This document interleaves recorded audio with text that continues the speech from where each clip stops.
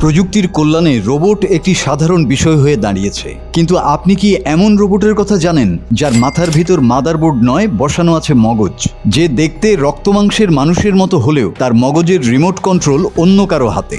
সিরিয়ার বর্তমান আলোচিত নেতা আবু মুহাম্মদ আল জোলানি কি এমনই এক রিমোট কন্ট্রোলড ব্যক্তিত্ব, যাকে বছরের পর বছর ধরে একটি ল্যাবরেটরিতে তৈরি করা হয়েছে দেশ ধ্বংসের বিশেষ অস্ত্র হিসেবে?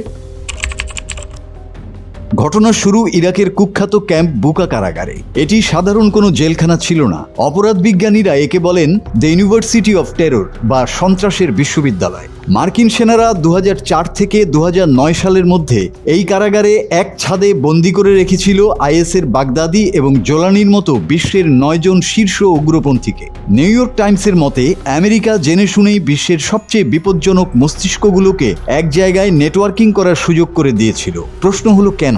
যাতে সময় মতো এদের দাবার ঘুঁটি হিসেবে ব্যবহার করা যায়। জোলানির আসল নাম আহমেদ হুসাইন আল সারা, একজন সিরীয় রাজনীতিবিদ এবং বিদ্রোহী নেতা। 2024 সালে বাশার আল আসাদ সরকারকে উৎখাতকারী বিদ্রোহী গোষ্ঠীর নেতৃত্ব দেওয়ার পর তিনি 2025 সাল থেকে সিরিয়ার অন্তর্বর্তীকালীন প্রেসিডেন্ট হিসেবে দায়িত্ব পালন করছেন।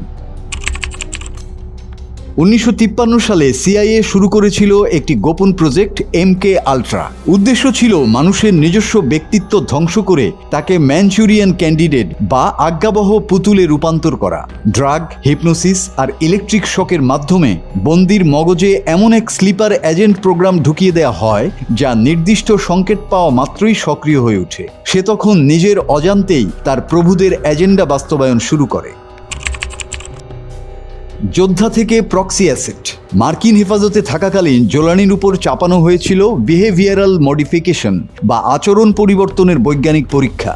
দিনের পর দিন পুরস্কার আর শাস্তির মাধ্যমে তার পুরনো আদর্শ ধসিয়ে দেয়া হয়। কারাগার থেকে বের হওয়ার পর জোলানি আর আগের মানুষটি রইলেন না। তার কখনো স্যুটটাই পরা ভদ্র সাজা, আবার কখনো কট্টর যোদ্ধা হওয়া, সবই সেই গোয়েন্দা ল্যাবরেটরিতে তৈরি করা কৃত্রিম ব্যক্তিত্বের অংশ।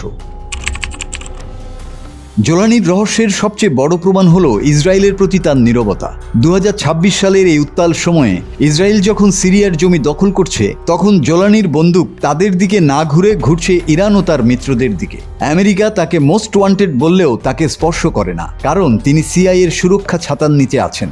রাশিয়ার ফাঁস করা নথিতে তাকে সরাসরি ল্যাটেন্ট এজেন্ট বা সুপ্ত গুপ্তচর হিসেবে উল্লেখ করা হয়েছে। সাদ্দাম বা গাদ্দাফিকে সরাতে আমেরিকাকে যুদ্ধ করতে হয়েছিল, কিন্তু জোলানিদের মতো ম্যান্ডেট এজেন্টদের সুবিধা হলো এরা একটি দেশকে ভেতর থেকেই কুরে কুরে ধ্বংস করে দেয়। 2026-এ মধ্যপ্রাচ্যের এই রক্তাক্ত মানচিত্র কি তবে কয়েক দশক আগের কোনো সুদূরপ্রসারী পরিকল্পনার ফসল? জোলানি তো কেবল শুরু। আপনার চারপাশে পরবর্তী ম্যানচুরিয়ান ক্যান্ডিডেট হিসেবে কার অভিষেক হতে যাচ্ছে, আপনি কি তাকে চিনতে পারছেন?